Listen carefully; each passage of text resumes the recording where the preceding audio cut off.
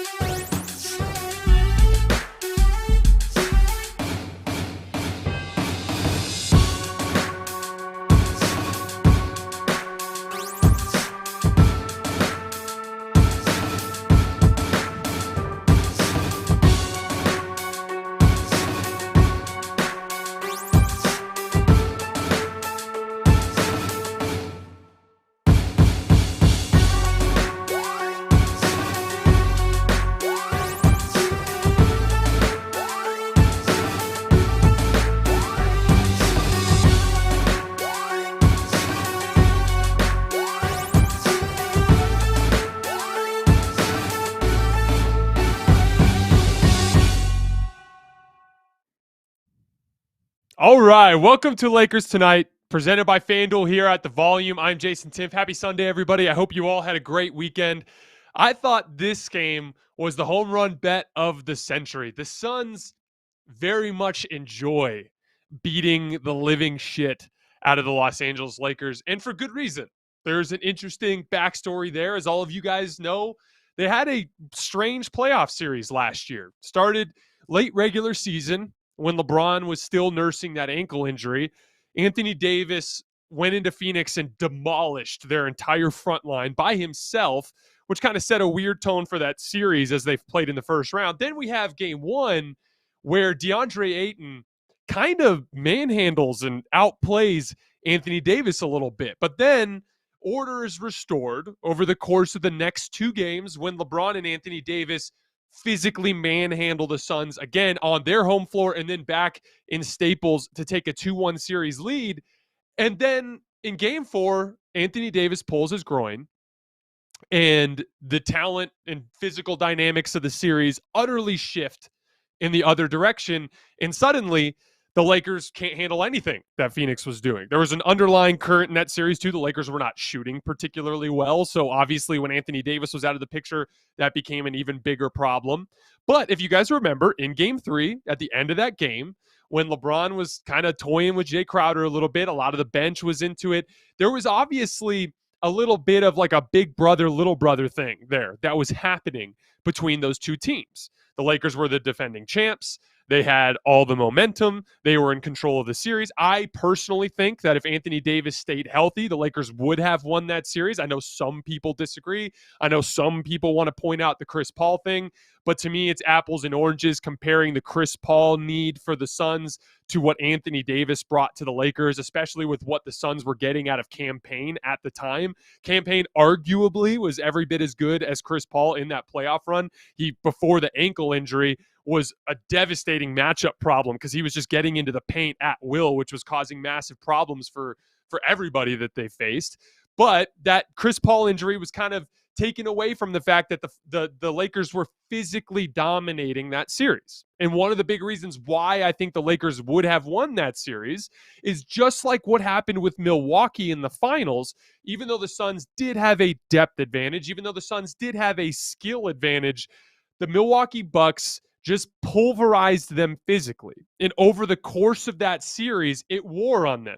Not just Giannis, not just what Giannis was doing to the back, or I should say the backup front court, guys like Frank Kaminsky for the Suns, but also what he was doing to DeAndre Ayton, putting him in foul trouble, but also elsewhere on the floor. Drew Holiday was giving Chris Paul really big problems with his physicality and his size on the defensive end of the floor. Honestly, the bright spot of that series was Devin Booker and what he was able to do to create shots. But I believe that physical dominance that the Bucks inflicted on the Suns would have happened similarly in that first round series with the Lakers as things progressed. But it didn't. It went a different way. And ever since that moment, ever since that game 3 moment when the Lakers were showboating a little bit, the Suns have had a personal vendetta against the Lakers. Every time they've thrown their best punch, and it's been too much for the Lakers to handle. It's a kind of a thing that happens occasionally in NBA history. It's just usually when it happens like this, when there's a talent gap, it can be a problem. Like, for instance, after the Mavericks beat LeBron in 2011, even though the Mavs kind of descended into irrelevance after that, every time LeBron played Dirk from that point forward, it was personal. And he stomped him into the ground just about every time they played after that finals. It was personal for them. That's the way it is for the Suns. So when you get a bad Lakers team that has severe matchup issues with any NBA team, not just a team as talented as the Suns, and a team like the Suns that are so motivated to kick their ass, you're going to get that. And I'm not surprised that this was the outcome at all. Like I said, I thought it was the home run bet of the century. You know, it's funny because over the course of the last couple weeks, one of the silver linings for me personally with the Lakers struggling so much is it's given me a bigger excuse to dive into the rest of the league. And I've spent a great deal of time trying to familiarize myself with the same level of intimacy that I do with these Lakers, try to really learn what makes these teams tick. And it is flooring how big of a gap there is between the Lakers and their basic basketball fundamentals and the rest of the league. I'm watching Mavericks Celtics today, and they're two really different teams because the Celtics are switching everything, but they're kind of staying and letting guys guard one-on-one. The Mavs switch everything too, but they do a lot of double teaming and a lot of rotating on the back end. But those two teams have their defensive schemes down to a science. Every single player on the team knows exactly where they're supposed to be. They know exactly what's expected of them, and they do their jobs. And as a result, both of those teams are trending in the right direction, looking more and more like a team, looking more and more like teams that could win the title. And it's so interesting to me because if you look back to the beginning of this Lakers season, before the injuries, before anything went south for them, from day one of preseason, you guys remember this too, they were unserious. From day one of preseason, they looked like they were coasting. From day one of preseason, they looked like they were taking the easy way out of NBA basketball, doing the bare minimum of what was expected of them, and it manifested right away with the Lakers losing every single game in the preseason. Go back 2 years to the 2020 Lakers. They smacked the Warriors in that first game. There's this weird intensity that was palpable with that Lakers team. They crushed the Warriors. And then remember, the Lakers social media team tweeted out, "Consider this a warning, NBA." And everybody slandered that all season long until the Lakers had the trophy at the end. But the trophy had everything to do with the tone that they set at the beginning of the season. From day one of training camp, there was an intensity and a professionalism and a championship character that was baked into what that team was building. That very same thing was missing this year. And it's funny because there are some parallels. You go back and look at the 2012-2013 Lakers. That's with Kobe and Dwight Howard and Steve Nash and Pau Gasol and those guys. If you look at that team, same thing. From the opening days of training camp, something was missing. And what's so important about that is from day one of training camp, that's when you establish those habits. That's when you establish a work ethic. That's when you establish discipline. That's when you establish expectations. You know, when there is a list of responsibilities attached to a defensive scheme, you know, in day one of training camp, you have to make it established that the players on the team are expected to check every one of those boxes. It becomes a habit. It's just like anything else for us in our lives as we try to form habits. They don't happen overnight. They have to be established. And so one of the hardest parts about this situation for the Lakers is like, hey, Anthony Davis is probably coming back in a couple of weeks. LeBron is trending in the right direction. The biggest silver lining from tonight is, like I said, I was worried the last time LeBron had a big scoring performance like he did against the Warriors, his knee blew up on it. But he had another big dominant scoring performance the other night, and he was fine to play tonight. I thought he looked pretty explosive tonight. So you've got LeBron trending in the right direction. You've got Anthony Davis maybe coming back, but it probably doesn't matter because from day one, the work wasn't done. The habits were not established. The basketball character of a champion was not built with this roster. So it's fundamentally impossible for them to go into a playoff series against a team like the Phoenix Suns, even with LeBron and Anthony Davis, and do the job well enough to win that series. In fact, this is why I thought it was so important for them to fight for that 8 seed, which they just punted on and let the Clippers have. The reason why I thought it was so important for them to fight for that is I thought that if they got any other team, Golden State, Denver, any of these guys, Dallas, any of these teams, I thought if they got them in the first round, LeBron and AD would be enough. Phoenix is too much for them. This version of Phoenix is too much for this Lakers team at full strength. And it's unfortunate because had they got to that 8 seed and they won that first play-in game, they could have got Golden State or Memphis and more time to try to establish those championship habits that I'm talking about that are so vitally important to a team getting to the final destination of holding the trophy up. And it's a damn shame because it's a waste. But this is something to keep in mind for every team that we watch moving forward. Watch the way they approach the preseason. Watch the way that they establish habits early in the season. The NBA regular season is long. It can be frustrating. It can be boring at times. There can be a lack of urgency. But the teams that take it seriously from day one and through the entire process, those are the teams that have the habits necessary to get to the final destination. Before we move on from the Lakers, I wanted to talk about Russ for a second because I was thinking about this yesterday, talking with some Laker fans on Twitter, just about where does Russ go from here? Because everything we've heard through the grapevine tells us that Russ is gone. Under no circumstances will he be a Los Angeles Laker next year. That feels like a near 0% chance. So where does Russ's career go from here? And, I tend to be more optimistic than most. A lot of people have said this guy's done. He's declining too fast physically. He's too stubborn, so on and so forth. But this is where I think the really, really ugly nature of this season can be a positive in a weird way. A silver lining is probably the better expression to use. But I think in a weird way, this season could be the season that wakes Russ up, that humbles him. It's funny. After I finished playing basketball in college, I signed a professional contract with a league in India. And it was good money. They were going to pay me $1,000 a week. But they were like, hey, before we go over, we're going to do this camp up in Phoenix. We're going to have you scrimmage with some of the players from India. And we're going to get the television partners out there so that they can do like a promo video for the season, all this stuff. So they fly us up to Phoenix and they put us up in hotels and we play basketball for like 2 weeks. Up until that point, was accustomed to a certain level of work ethic. And it worked for me. I'm 6'6", put my head around the rim. My work ethic was enough for me to be successful in college. I was an all-conference player when I was playing in college. I had big scoring nights. I had success at that level. But this was a different level. This was another level of talent and professionalism. And I remember I ran into this guy. He was an Indian American who was living in Toronto at the time. And he utterly embarrassed me in this camp.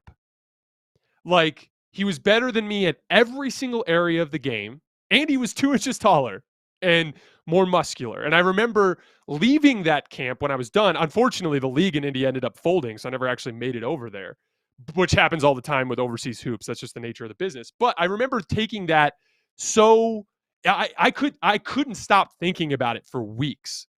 It was a wake-up call for me to realize that what I was doing was not enough. What I anticipated would be enough of a work ethic to succeed at that level was wrong. And in the years since then, I have adopted a professional level work ethic. I had to be utterly humiliated for me to learn what was needed for me to succeed at that level. And it's so interesting because that's the way I look at this Russell Westbrook situation. This has been ugly. Like we talked about before, there's been death threats. There's been name calling, which is deeply personal to the Westbrook family. There's been booing. There's been altercations with teammates and coaches, according to reports that we've heard. Whether or not that's legitimate, we'll see. But it's been a very ugly season for Russ. But this is what it takes for a prideful person to understand that what they're doing is not enough. Russell Westbrook is no longer close to skilled enough to be a good NBA guard. Look at just a random replacement level NBA guard, a guy like Monte Morris. The level of skill that he has at the point guard position is leaps and bounds ahead of where Russell Westbrook is. What Russell Westbrook has done to this point in his career in skill development was enough because of his athletic tools. But as he has faded on that front, his lack of skill has become a problem. He is the worst jump shooter in the league at volume. That's a problem. He has absolutely no finishing moves other than his extended right-handed layup going to the rim. And that one-dimensional finishing approach combined with his lack of athleticism has directly led to his rim numbers going down the toilet. All of that is related. Russell Westbrook, in my opinion, he's only 33. He's going to have another phase of his career, in my opinion, where he is a productive starting point guard for a team with real title aspirations. I believe that because I believe this season was humbling enough for him to realize, hey, you have to adopt a level of skill development you have never developed before. You can't finish in traffic anymore, so you have to have a floater package. Or you have to learn to attack pick and rolls and attack the basket more like a Chris Paul. Use your size to your advantage, get by your first defender, and then put him in jail and try to operate with slow pace in the mid-range. These are the kinds of things that Russ has to do to adapt. He has to understand that what he's been giving defensively was not enough. He has to understand that in order for him to maintain a spot of legitimacy in this league, he has to embrace all these things. So as ugly as this has been, I am optimistic that this will be a turning point for Russ. This is how ugly it has to get sometimes for people to wake up. It's just the natural order of life and the cycle of aging. That's just how it works. And so I am optimistic that Russ has another day to fight in the future and that it won't be too far down the way. For those of you who are just joining us, this is Lakers Tonight, presented by FanDuel here at The Volume. I wanted to move on to the Brooklyn Nets. So they win against the Knicks today. KD scores 53, hits what basically is the game winner with just under a minute left. KD looks amazing. I said on the show the other day, I think he's the best player in the world. We don't need to get into that. There are two interesting things about this game that I wanted to hit on. First of all, I don't think the Nets can win the title with Kyrie playing part-time. And it really comes down to me about the margin for error. I talked about this a lot with the Lakers early in the season with Russ. I'd say what worries me about Russ in late game situations is playoff series is at the highest level, like conference finals and finals. They are determined by the slightest of margins. Think back to how things can go differently. Anthony Davis doesn't make a game winner over Nikola Jokic in the second round of the bubble. The Nuggets are up 2-1. How does that change the series? They could lose. That's how thin these margins can be sometimes. I don't have to lay out the half dozen times over the course of NBA history that a team won a title by a tiny margin. LeBron blocking Andre Iguodala, or Kyrie Irving hitting a step-back jump shot over Steph. These titles are determined by the slightest of margins, and the slightest advantage can make the difference. I think the Nets, as currently constructed, are the best team in the East if they have all their guys. I learned a lot about them in the last week with the way that they play, how good KD looks, the way their defense is modernized, and the way it can effectively stagnate people. Kyrie has still shown defensive flashes. I love the idea of the Ben Simmons fit. That's all great. But the Brooklyn Nets might just be just slightly better than the Milwaukee Bucks. They might be just slightly better than the Miami Heat or the Philadelphia 76ers. And if you toss them 3 games or 4 games with Kyrie not playing, that could be a difference maker. In a vacuum, yes, the Brooklyn Nets are the best team. But when you're punting 3 games of your second best player, you are giving away an advantage that will not be a big deal maybe in an early round series, maybe not in a play-in game, but when you get to the highest levels of NBA basketball, the teams are too close. There is no runaway favorite this year. And you can't weather that type of loss. And so, and what's nerve-wracking about it is we just saw a clip getting shared around on Twitter yesterday of the New York City mayor basically saying like, hey, if Kyrie wants to play, he could play tomorrow. Just got to go get vaccinated. Now, it remains to be seen. This might not be an issue if they do clear that up. But the mayor doesn't seem to be – the mayor doesn't want to do it for Kyrie. He wants to do it if he wants to do it. And so there is a chance that this still ends up happening. And if it does, the Nets are in trouble. Because I don't think you can punt 3 games of your second best player against the top tier teams in the East. Really quickly, I wanted to talk about the Knicks. They're 6-19 in the last 25 games.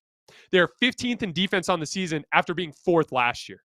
Thought it was really interesting how their team has pulled away from Tibbs in a similar way to the way the Lakers did with Frank Vogel. And it's kind of one of my longstanding theories. When you have demanding coaches that ask a lot of their players, particularly on the defensive end of the floor, particularly physically with wear and tear, eventually it's a burnout effect. Like, look at LeBron and Anthony Davis. Those 2 guys weren't playing nearly the same level of defense they did just 2 years ago. Because that's what happens. You get burnt out on a coach that is very demanding. Some of this is personnel. The Knicks have taken on some offensive-minded personnel. That's been part of the issue. But this was the 4th best defense in the league last year, and they've fallen off a cliff in that department, and it's been the nail in the coffin for them. And I think it comes down to Coach Tibbs being very demanding. I think with guys like that, you have to have more personnel turnover each year to keep things fresh because it can be difficult. Really quickly, moving on to Mavs and Celtics. This was a really interesting game. You know, I think the Celtics are a better team overall, but the Mavs have a puncher's chance to beat everybody because of the way that Luka has the ability to dictate outcomes at the end of the game. This game was very make or miss if you watched it. Got really slogged and slowed down at the end. It basically came down to making and missing shots. Luka Doncic had a step back over Robert Williams. He made it. On the next possession, Jason Tatum shot a fadeaway at the free throw line, one that he's been making all season long, one that I've seen him make a ton recently in his recent run. And he missed it. Then on the other end, off of a Luka double, the ball ended up back in Spencer Dinwiddie's hands. Spencer Dinwiddie made the 3. The Dallas Mavericks sent a bunch of double teams at Tatum late in the game. The ball ended up in Marcus Smart's hands a lot, and Marcus Smart was missing. The basketball is a make or miss sport that can go either way, but it was a very interesting matchup. I think if those 2 teams played again tomorrow, the Celtics would absolutely have a chance to win. Dallas is not necessarily a better team. It was a make or miss type of outcome. This one went to Dallas. What I thought was really interesting was the different styles, because Boston, as we've talked about a lot, they have so many athletes on the floor. They are so defensively versatile that they can double less than any team in the league. Any switch that they give up is a good matchup for them. If you want to attack Robert Williams, they like their chances there. If you want to attack Al Horford, they like their chances there. If you're a big defender trying to post up Marcus Smart, they like their chances there. And God knows you don't want to attack Jason Tatum and Jaylen Brown. So they are comfortable operating in isolation defense. But Dallas doesn't have that type of personnel. Spencer Dinwiddie and Jalen Brunson and Luka Doncic, they're all targets. Maxine Kleba is even a target. But what's so interesting about it, though, is their defense is still dominant, because you can make up for individual matchup issues as long as you rotate on the back end. Dallas is constantly doubling and rotating, which is very consuming of energy. It's very tiring. You have to cover a ton of ground. The communication has to be ridiculous. There's like an instinct level to it too that is built up over the course of the season. It's very difficult to do, but if you do it right, it works. And especially in a situation like with Dallas or Boston tonight, they have an issue with spacing. Robert Williams can't shoot. He's a vertical spacer, so he's not a complete useless threat under the basket. But there were several possessions in today's game where off of Tatum double teams, they were swinging the ball around, but it ended up being jump shots because Robert Williams and his man are sitting right under the basket. There was a play at the end where Jaylen Brown literally got blocked by Maxime Kleber right under the basket because he's driving into another defender, just waiting under the basket because of Robert Williams' spacing. So it's interesting to see these teams. There is no perfect team this year. There is no runaway title favorite. Every team has flaws. Boston has an issue with shooting at the center position, and they're not a great playmaking team. Dallas is a great playmaking team and a great isolation team, but they don't have the same defensive personnel. Every team has holes, and it's going to be a matter of styles making fights in matchups dictating who wins. All right, before we get out of here tonight, I wanted to really quickly talk about the Warriors. They're coming off of back-to-back huge wins on the road in Denver and then at home against the Milwaukee Bucks. The big indicator to me of this recent success is Jordan Poole. In his last 6 games, he's averaging 25 points on 60% from the field, 57% from 3, and 94% from the free throw line. An all-time efficient scoring run from Jordan Poole. And one of the things that's really interesting about that is he is starting to dictate attention defensively that is similar to what's happening with Steph. They're running a ton of dribble handoffs and pick and rolls with Jordan Poole, and he's dragging multiple defenders with him. What makes that so important is this Warriors offense has consistently struggled when Steph is off the floor. It's been an issue since the beginning of this era, even when KD was there. They were always better with Steph on the floor. But a big part of that is their role players, the Klay Thompsons, the Jonathan Kumingas, the Andrew Wiggins, all of the guys who operate off the ball. They're used to getting a certain type of offensive opportunity playing with Steph. And guys like Klay Thompson and guys like Kevin Durant just dictate a different type of defensive attention. That's why that was always a strange kind of transition. They would play a style with Steph on the floor, and then they'd play an entirely different style without Steph, and it would be part of the reason why they had issues. Well, Jordan Poole dictates defensive attention similar to Steph, not to the same level. Steph, obviously, it's like panic chasing everywhere. But when you got a guy who's drawing doubles off of dribble handoffs and pick and rolls, he's getting similar looks for his teammates that they're getting with Steph on the floor. And so as a result, it's more of that same flow that they're getting with Steph without Steph, which is a huge part of that. And then their defense has finally woken up. They had a big defensive lapse there for a while without Draymond. Draymond actually rejoined the team. I think that helped too. Just having that intensity and that leadership on the sideline has kind of woken them back up again. And then honestly, Steph is starting to play better. He hasn't shot the ball as well as he did early in the season. I still don't think he looks the same as the guy that was very clearly one of the top 2 or 3 players in the league last season, but he's not as bad as he was in January. That's a big part of why they're starting to play better as well. I'm going to dig more into their film. I want to look at their game against Milwaukee because that was an incredibly dominant performance. I'll get a video out about that tomorrow for you guys, but I'm really, really excited. I still don't think the Warriors are in that top tier of contender because I still think they're going to struggle creating shots against the best defenses to the same extent that some of these top tier contenders can. So I'm still not as high on the Warriors as Warrior fans are, but they're trending in the right direction. All right, guys, that is all I have for tonight. I appreciate your support as always. Lakers are playing back-to-back, so they're playing again tomorrow. We will be here right after the final buzzer. I appreciate your support, and we'll see you tomorrow.